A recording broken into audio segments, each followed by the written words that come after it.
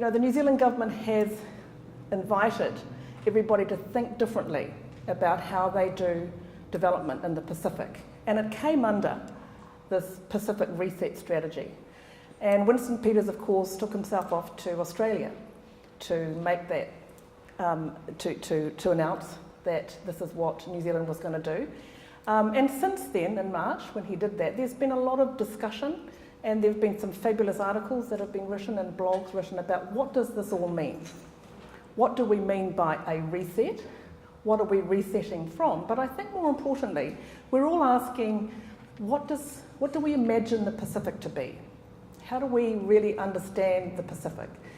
So I thought it would be quite a useful opportunity for us to ask, first of all, Georgina Roberts, who works for NZIPR, and I will introduce our speakers shortly, to ask Georgina to give us a little bit of an update on where that, we'll call it for a shorthand, that reset thinking has got to, and then to invite some of my colleagues here at the University of Auckland to consider what they understand the Pacific to be, where it is, where are the boundaries of the Pacific, and what is it that we understand about the Pacific so that we can know about how we do development there.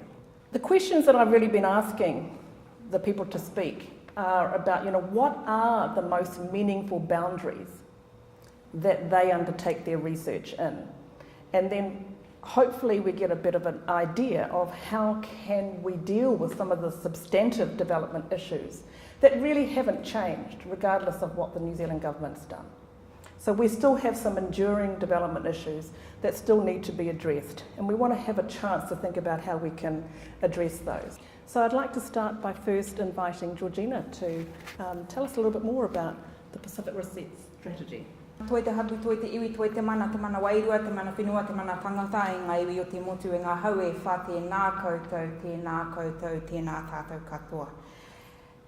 Friends, colleagues, compatriots, good afternoon. Now I'm going to start with a disclaimer. As I was saying before, I'm feeling slightly intimidated, surrounded by esteemed academia, as the only non-academic here.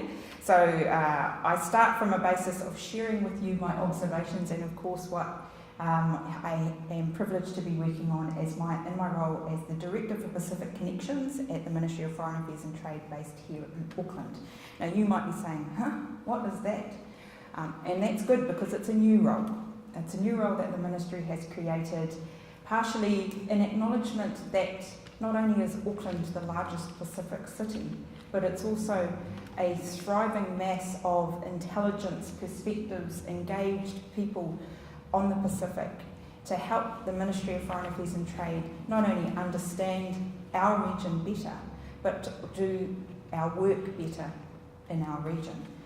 For New Zealand, our relationship with the Pacific isn't a matter of geography, it's a fact of identity. We are the Pacific. So in order to be able to do our work better, to advise the government better, we need to ensure that we have sufficient resource and people in the places where those perspectives and that experience are strongly held. We have a network of posts around the region, obviously, that some of you might be familiar with or have visited before. My role is also to help connect some of the perspectives here with our posts and our people out in the communities. I do a lot of outreach and engagement with the various constituencies to understand what those perspectives are, but also to help filter those out back into the region to our foreign affairs and trade officials and some of those views back here into our communities as well. So that's a bit of a snapshot overview of me and my role at the moment as Director for Pacific Connections. As Yvonne said, I've just returned to New Zealand after almost 8 years offshore, the previous close to 4 years being based in Vanuatu. So my perspectives on the Pacific are most immediately impacted by my time living and working in Melanesia, or the western part of the Pacific. It was a great privilege to spend that time in that part of the region. Living in a tropical island isn't all fun and games and sand beach, as we all know. But there are opportunities and very humbling experiences that I'm looking forward to being able to bring into the work that we're doing at the moment, which is about putting more flesh onto the bones of what has been stated as the Pacific Reset.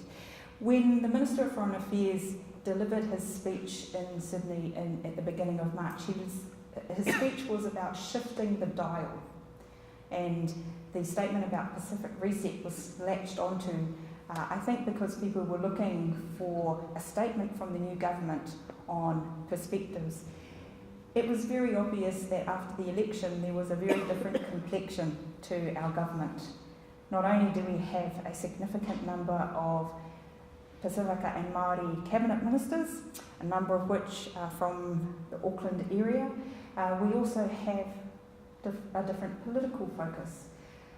So the Pacific was going to be front and centre for the government's consideration, and that meant that the Ministry of Foreign Affairs and Trade and our new old minister needed to consider where is it that we could be advising the government. The Pacific Reset, as it has been claimed, most of you will be familiar with, but if I could just summarise it. Statements were made by the Minister at the beginning of March around needing to change the approach New Zealand takes with our region, and moving from being more of a donor-partner, a donor-recipient relationship to a partnership. That meant that it wasn't just about providing more financial assistance and capacity, it was also about doing things differently. And that was to be underpinned by 5 key principles that have been the basis of the reset: understanding, friendship, mutual benefit, collective ambition, and sustainability. Now, there's lots of things that sit underneath those 5 principles, and that's part of the work that we are doing at the moment, and absolutely requires us as the Ministry of Foreign Affairs and Trade, but more broadly the government as a whole, to interact, engage, more than consult, but to collaborate with all of our parties and stakeholders who have an interest in doing things better in and with our Pacific partners. Not long ago, the budget was announced, and Minister of Foreign Affairs made another significant statement, which he characterised as first steps. And this was a statement about providing the financial support behind Pacific Reset. There's the big highlight numbers: $714 million over the next 4 years, additional overseas development assistance. And the priority region for that is the Pacific. There's also some additional funding being made available for MFAC to recapacitate not only our staffing but some of our structures, to allow us and enable us to do things better back out into the regions, and also to ensure that we have the capacity to better reflect those perspectives that we're seeking to gather as part of the Pacific Reset process. Where will that money be spent? That's probably the most common question that I'm being asked at the moment, and I can completely understand and appreciate what people's interest is. So there have been some high-level signs about where that funding is going to go. Climate change is a significant one. Human development, so this is in the areas of health and education, for example. Inclusive development, that means doing more to support youth and women political representation. And value issues, things like human rights, governance, and democracy promotion. These are areas that haven't received as much attention by New Zealand over the previous years. Those are the areas that are going to come more into focus as areas where that additional funding will likely be focused. We're still working it out. It's not simple. There are a lot of challenges in our region, some of which are going to take broad engagement. Sometimes it's going to involve New Zealand providing funding to the regional or multilateral organisations, for example. Some of it's going to involve providing more funding and support into our bilateral programs.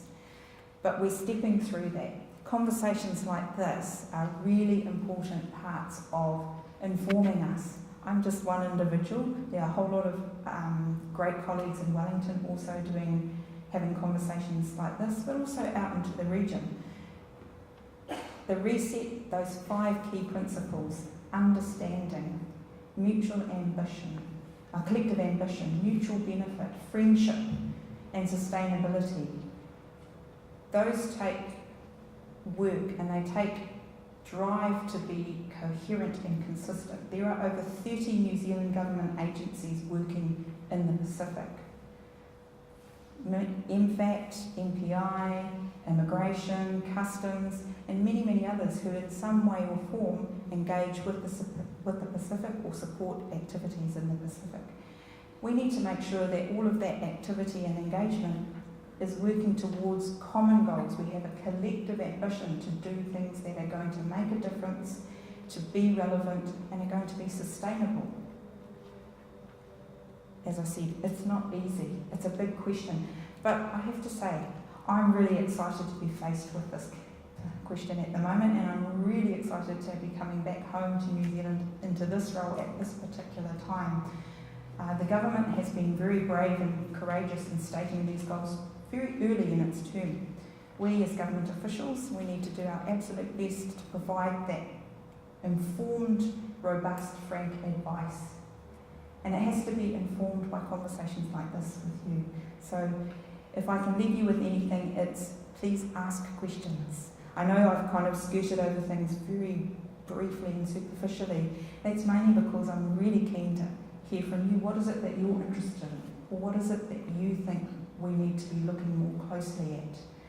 The big, gnarly, wicked issues that are out there facing our region at the moment are going to take more than a couple of officials to resolve them, and it's going to take more than 1 or 2 years or 4 years of a budget cycle. So please, very interested to hear your views, and of course take any questions. Although again, I claim I'm not an academic, but I do hope that I'll be able to give a cogent response to whatever queries you may raise. Thank you.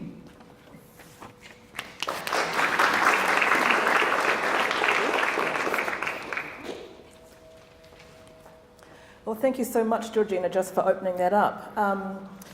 Because what I would like, I think it sort of sets it up very nicely for people who do know history, and so we can talk a little bit about what has changed. And we do know in the development field that, of course, there was a huge change in the development program when it became very much linked to our foreign policy program back in 2008, I want to say.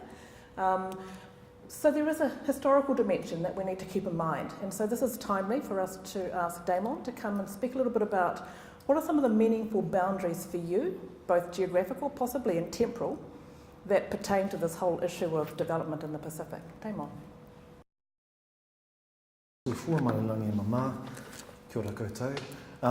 Thank you, Yvonne, and thank you, Georgina.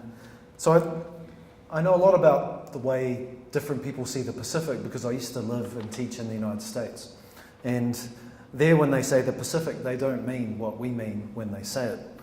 So there are many different Pacifics, and there's one in the States when they say the Asia Pacific, and that means Asia. And the Pacific and the Asia Pacific signifies including the Philippines, essentially, to be a bit rough about it. We also know that in the American census, only since 2000 have they had a category Pacific Islander, Native Hawaiian and other Pacific Islander. Before that, Pacific people were counted within the Asian category. And so when we hear, for instance, that the US made a Pacific pivot, as it did under Obama, it didn't pivot in the way we thought it would, which I guess most New Zealanders think was kind of south as well as west. The Pacific pivot was a pivot to Asia, essentially, and the parts of the Pacific that enabled a strengthening of the American presence in the western, particularly the northwestern Pacific. There's another Pacific too, which is the Pacific Rim, which leaves the Pacific we think of as the kind of donut hole, the empty part in a vision of the Pacific. So part of that allows us to think, oh, aren't they terrible? Their vision of the Pacific excludes the places that some of us count as our homelands. But then it also helps us understand the particularities of New Zealand's vision of the Pacific. You know, New Zealanders don't really even understand what New Zealand is. There are two New Zealands constitutionally. There's a New Zealand proper, which is the New Zealand most New Zealanders think of, which is North Island, South Island, Stewart Island and the Chatham Islands. But there's another constitutional entity called the Realm of New Zealand, which goes as far south as the Ross Territory in Antarctica and as far north as Tokelau, and includes the Cook Islands and Niue. Right. So part of that points out this other history of the New Zealand dollar, the New Zealand language and the New Zealand passport. Right. So those complexities remind us that even New Zealand is a contested, misunderstood concept for New Zealanders. So when they then turn to the Pacific, and you can see that this vision of New Zealand means that New Zealand's nearest neighbour is Samoa to our south, right? Which is not a concept that makes sense to most New Zealanders. There's a lot at stake in how we define the Pacific. So that part of that idea of the Pacific is truly important.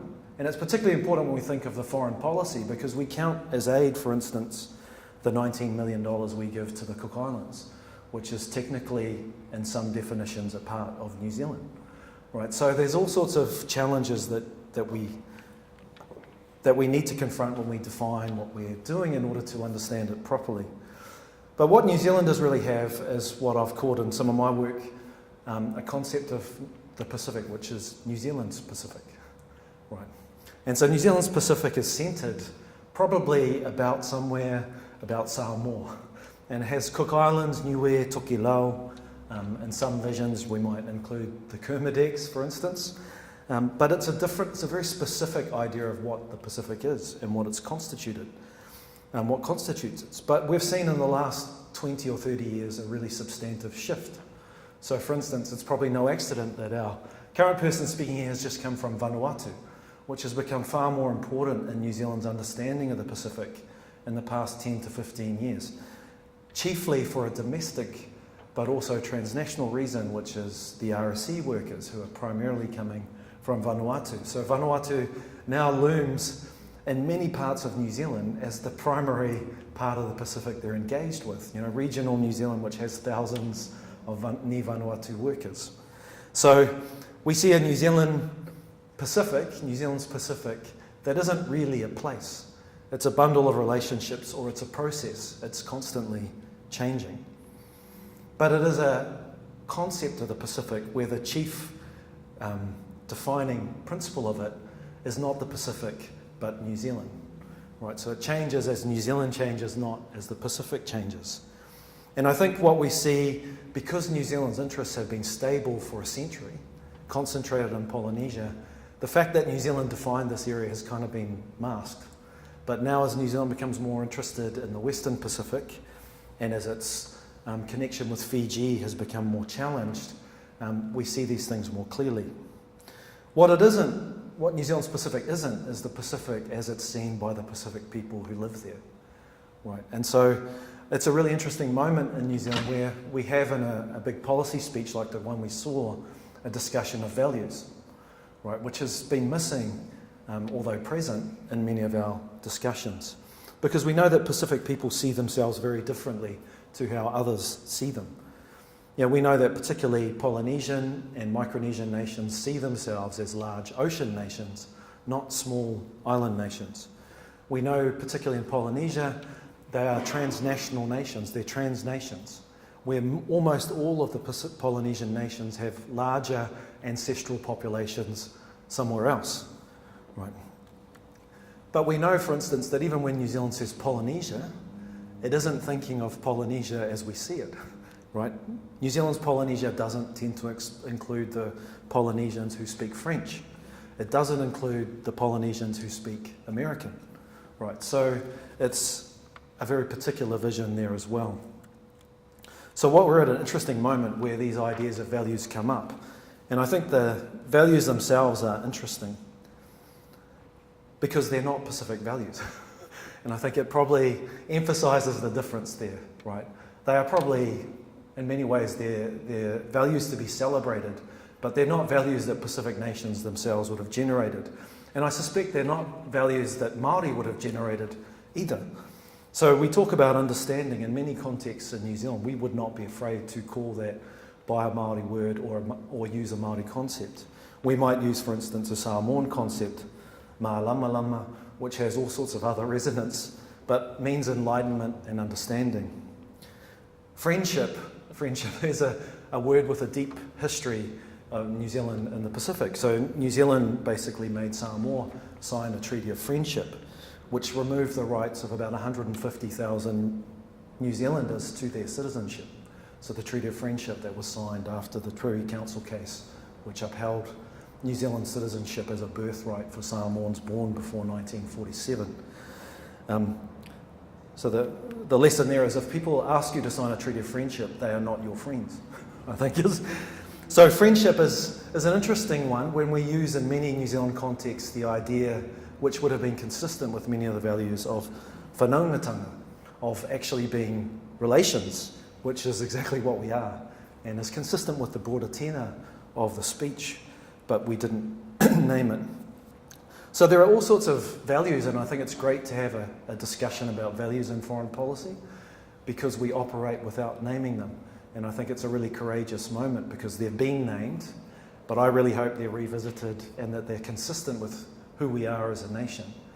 Because if we think about New Zealand as a nation, the two most distinctive things about it are tangata whenua, the Māori people of New Zealand, and tangata Pacifica, the Pacific people of New Zealand.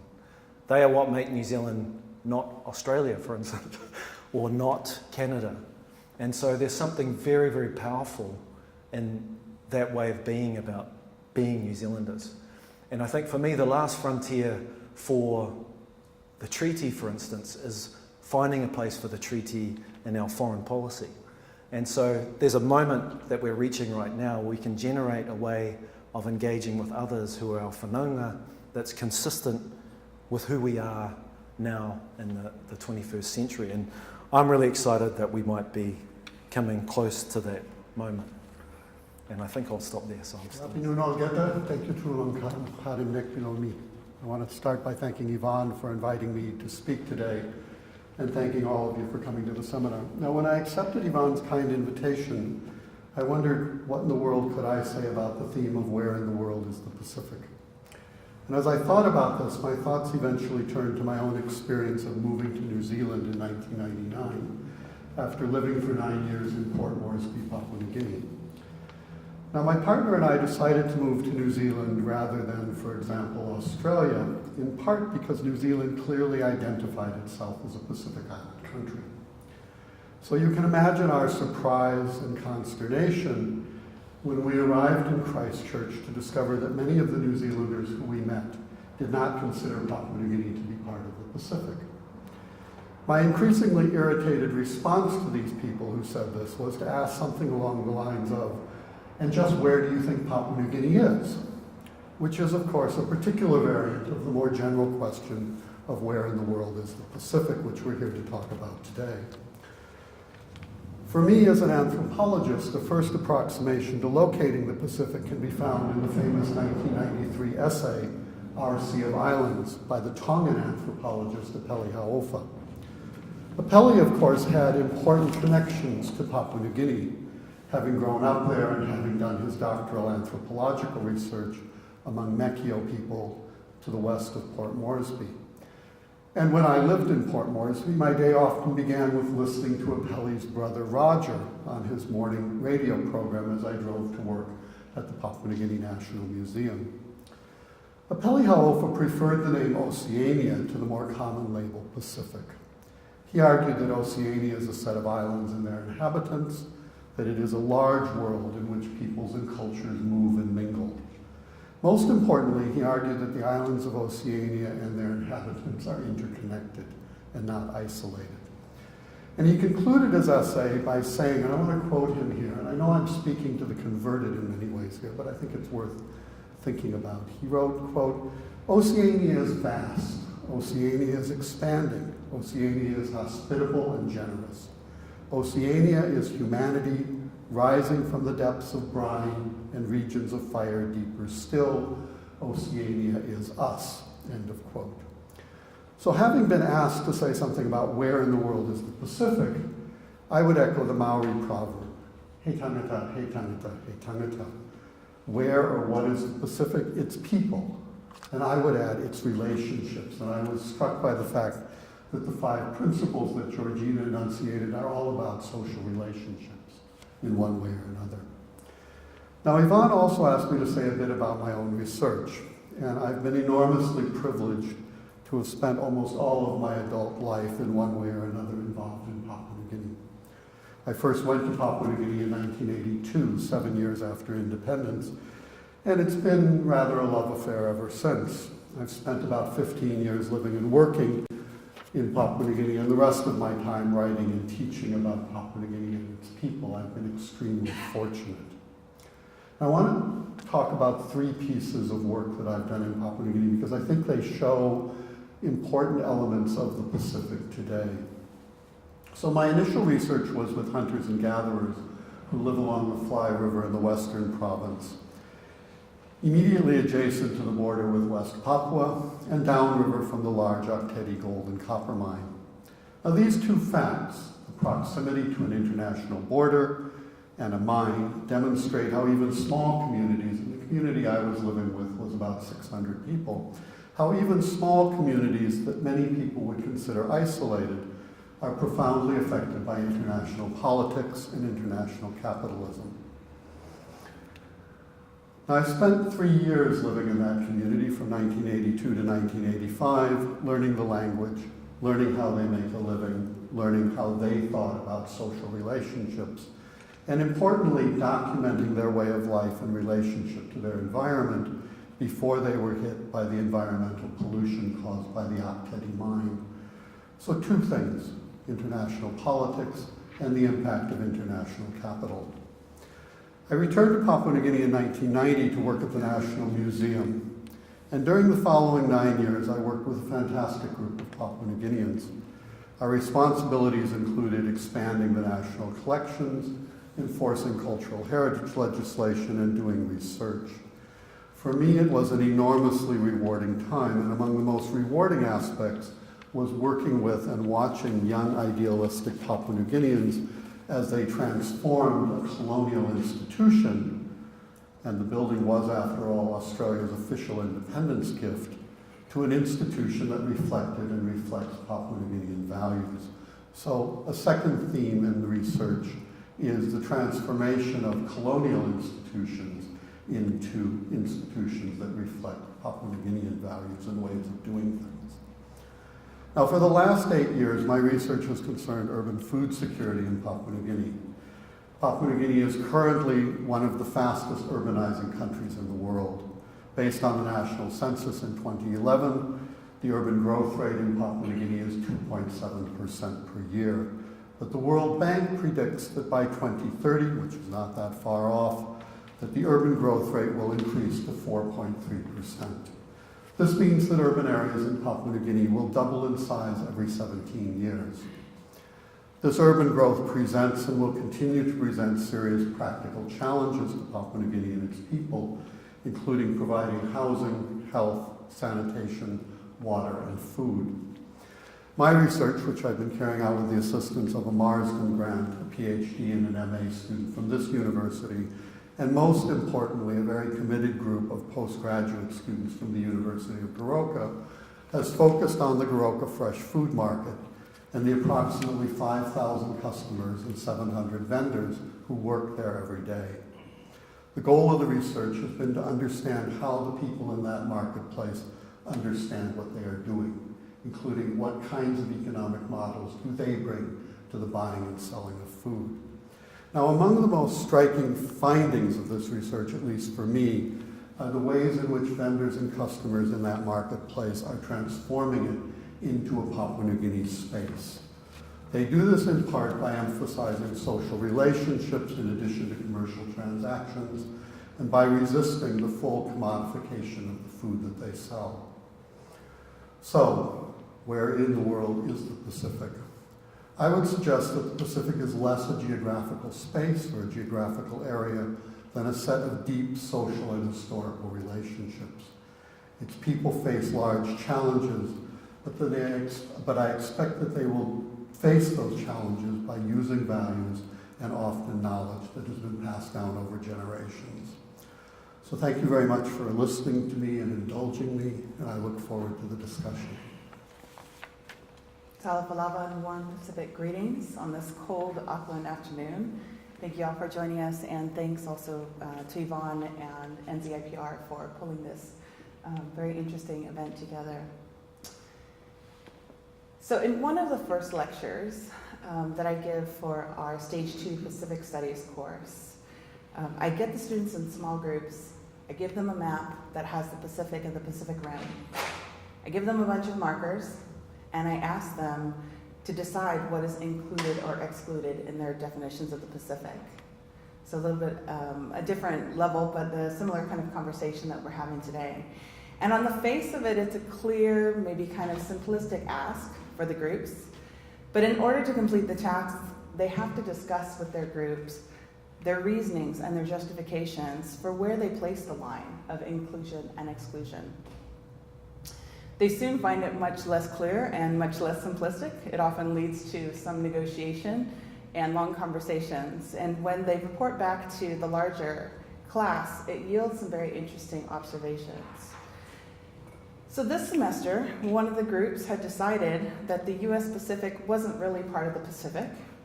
And with some digging, we got to understand that it was primarily because they were off their radar, so to speak, from the vantage point from here. In their estimation, places like Hawaii and American Samoa aren't really part of the Pacific, right, as Damon mentioned earlier. Now, I was a little bit shocked. So somebody having moved here just 2 years ago from University of Hawaii, having grown up in American Samoa, having been connected to different Pacific communities on the west coast of the United States, I was shocked, hopefully not too offended, for them to say that the American Pacific isn't really part of the Pacific. But it was an interesting point because it aligns with what I've observed being here in Auckland for the past 2 years. So when we say the Pacific here, as was mentioned earlier, we often mean Samoan people, Tongans, Fijians, Cook Islands, and maybe Niue, right? Students reliably imagine the near Pacific and often not beyond what we would see as Western Polynesia. So places like the Marquesas, Rapa Nui, Federated States of Micronesia, and the Marshall Islands are a second thought, if they are a thought at all. So this isn't necessarily surprising, given the migration patterns and the histories from the Pacific Islands to New Zealand. As was mentioned, we know that Samoans are the largest Pacific ethnic group. From 2013, they were about half of the Pacific population in New Zealand, followed by Cook Island Maori, at just over 61,000 people. Then Tongans, right around 60,000, and people of Niuean ancestry, approaching 24,000. So overall, with 7.4% of the New Zealand population identified with one or more Pacific ethnic groups in 2013, and it's continuing to grow, right? So I think the conversations about New Zealand's Pacific identity and Auckland in particular having a Pacific identity is an interesting and definitely a real one. Now, most of the students were steadfast in their belief that Australia was not part of the Pacific, even if they said New Zealand was. I'm not sure what the Aussies would say about that, but I figured it was worth mentioning. Now, from the US policy perspective, the Pacific has been important insofar as it provides the link to Asia, right? From the early trade to current military concerns. It's how Eastern Samoa has been under the American flag for 118 years, why Hawaii is the location of the Pacific Command, and why Guam, the subject of intensive military buildup in recent years, is considered, quote, the tip of the spear, end quote. And as Damon mentioned earlier, it's part of the reason we have this continuing debate in the US about whether the Philippines should be considered part of the American Pacific and Filipinos should be considered as Pacific Islanders. And that has its own kind of genealogy of discussion. The Asia-Pacific framework also helps to keep Asian and Pacific peoples lumped together as a demographic category, even if we have serious issues with that consolidation. And recent archaeological findings on ancient Pacific migrations have raised a number of questions, including whether places like Taiwan are part of the Pacific, for example. Now, from the vantage point of Pacific peoples in the US, the ongoing migration from Micronesia in particular is shifting the view of the Pacific. Thinking especially about the impact of the Compact of Free Association coming out of the kind of 1986 signing in Micronesia, formerly the Trust Territory of the Pacific Islands, we have increasing numbers of people moving from the Federated States of Micronesia, for example, to places like Guam and especially Hawaii, right? So we have particular states that are beginning to feel the impact of this demographic shift. Hawaii is definitely one of them. So while the cradle of Polynesia, and here I'm referring to Samoa, Tonga, and Fiji, and Hawaii loom large in the American imagination of the Pacific, particularly Hawaii, I think, from the continental US perspective. Hawaii stands in for all of the Pacific.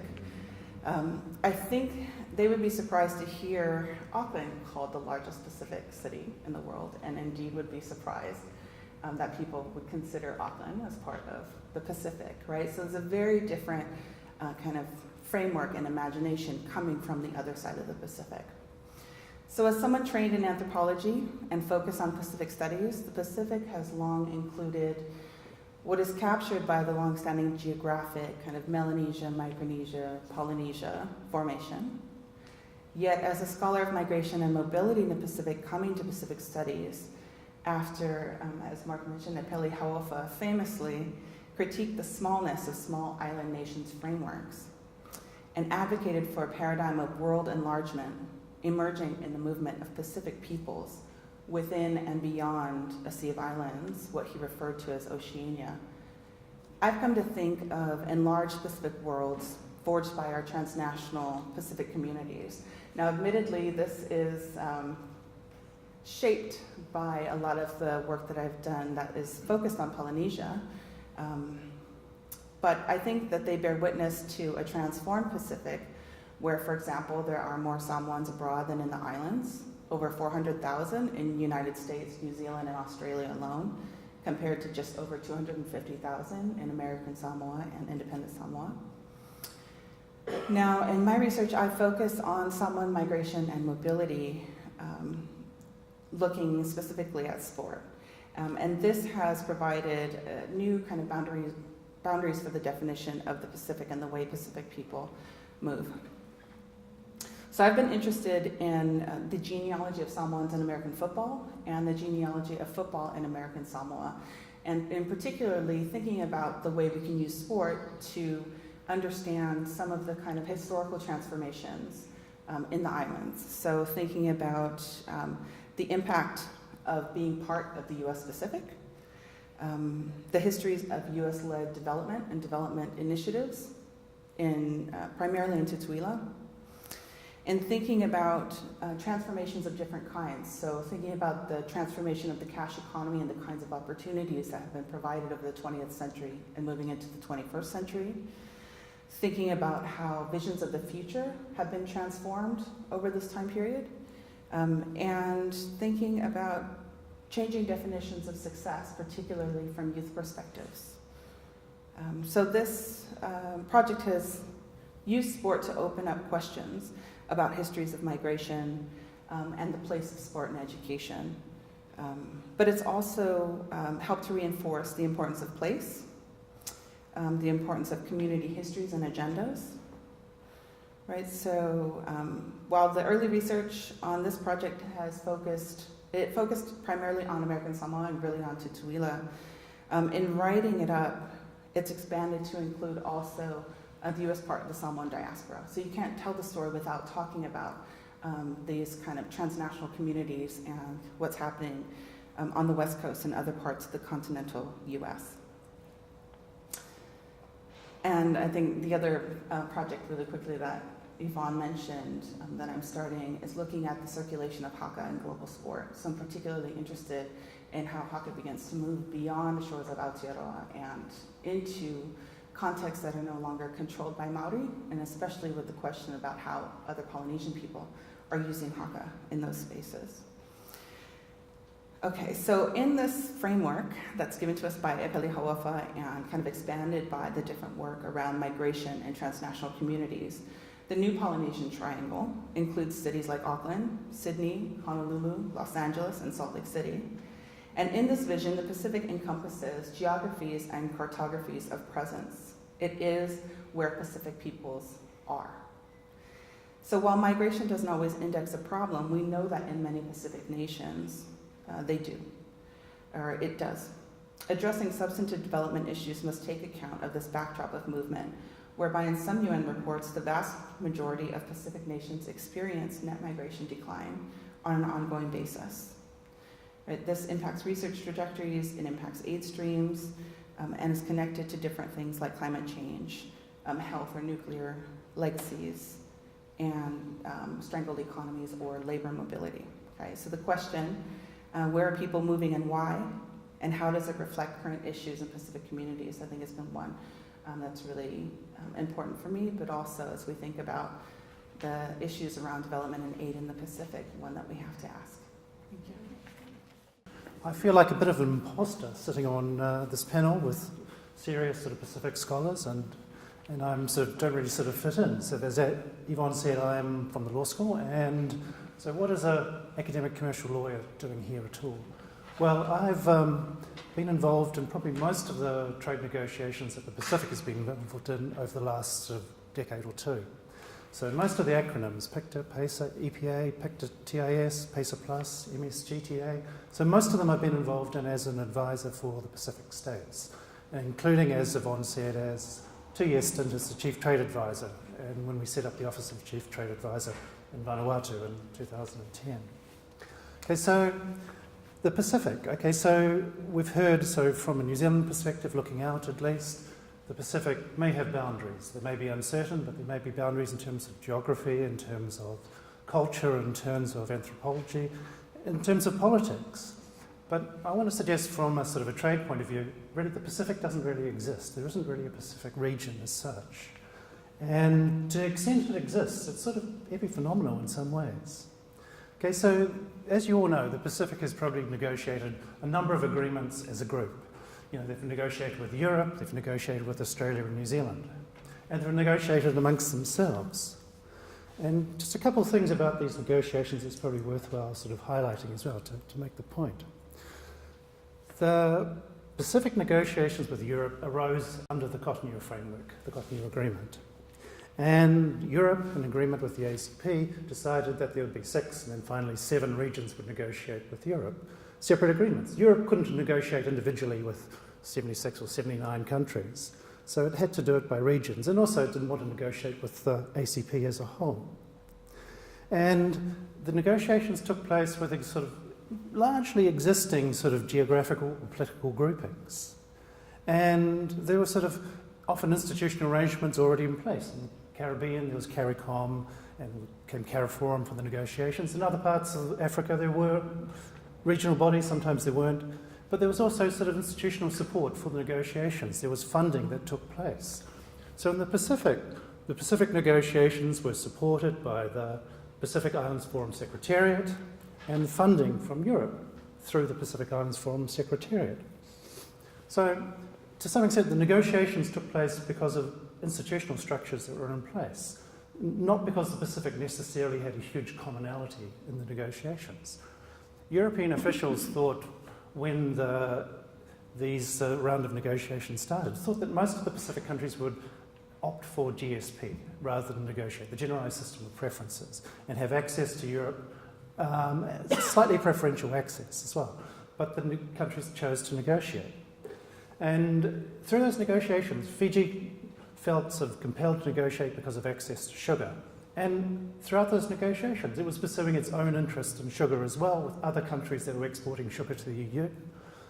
And when the negotiations or the preferences were ending in the end of 2007, so the negotiations sort of had collapsed as a group with Europe, but Papua New Guinea sort of decided to sign an agreement by itself with Europe. Why? Because of fish. The possibility of sort of a beneficial rule of origin for fish, so processed fish could actually be exported from Papua New Guinea to Europe.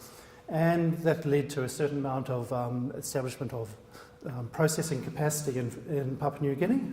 The other regions chose not to sign as well. So, okay, there was the institutional structure got them to negotiate together, but when it came to the actual decisions, every country sort of went on its own to some extent. Europe supported sort of regional integration amongst the different regions, including the Pacific.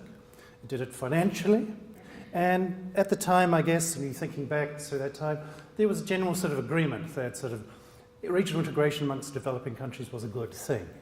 And it made sense in a lot of contexts as well.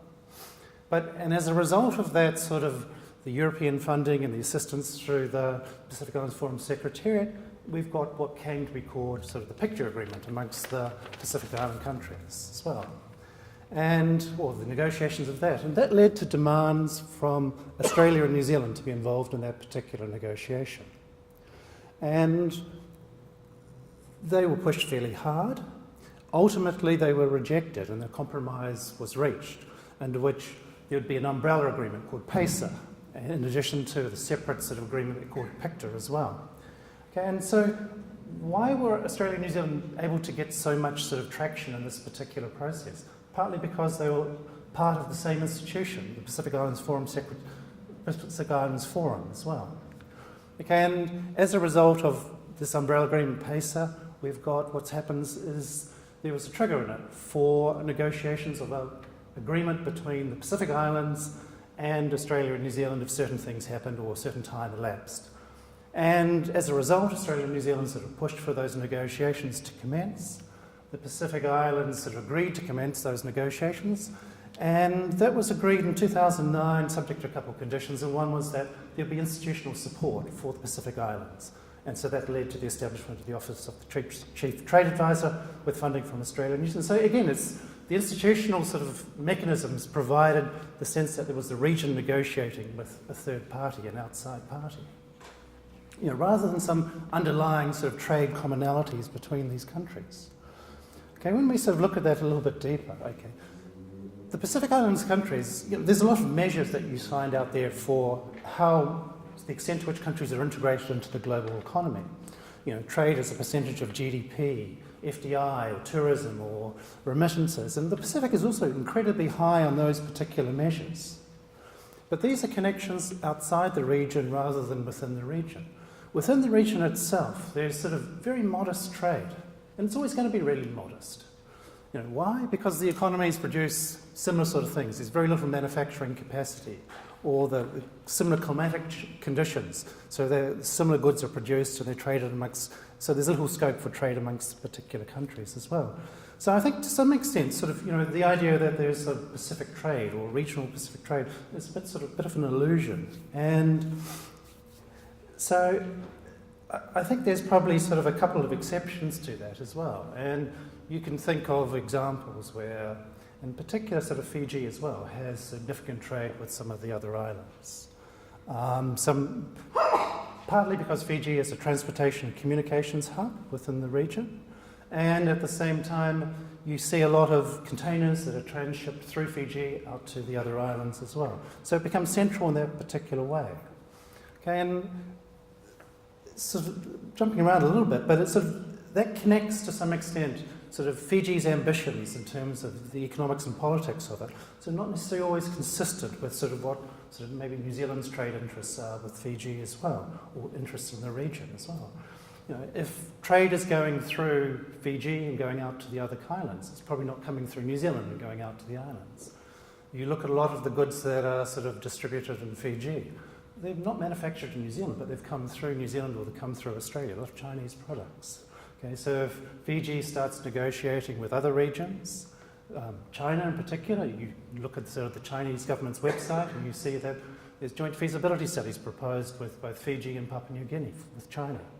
Okay, and so in that particular context there, we've got sort of Fiji potentially sort of becoming more of a hub in the Pacific, but that sort of will take trade away from New Zealand as well, if that sort of takes place as well. So what we have is sort of not really a region as such. There's little trade internally, there's significant sort of external sort of economic engagement, but with all sorts of different partners as well. So regional trade has largely been a product of sort of regional decision-making processes and sort of the way technical assistance has been delivered, rather than seeing each country as sort of an individual country in the region as well. Thank you. say thank you so much for the panellists for taking their time out at this moment. I know it's busy. We did invite some other panellists, but for various reasons things didn't work. So really want to thank you so much. Hopefully you didn't feel overwhelmed, Georgina, and you know, there really is a room at the table for everyone. And this is why the conversation is one which we're allowed to reflect on the research that we do. But what we want to do is we want to bring that up in a way that hopefully it can engage with other people's research and where they're going. So thank you very much to the panellists. Could we just...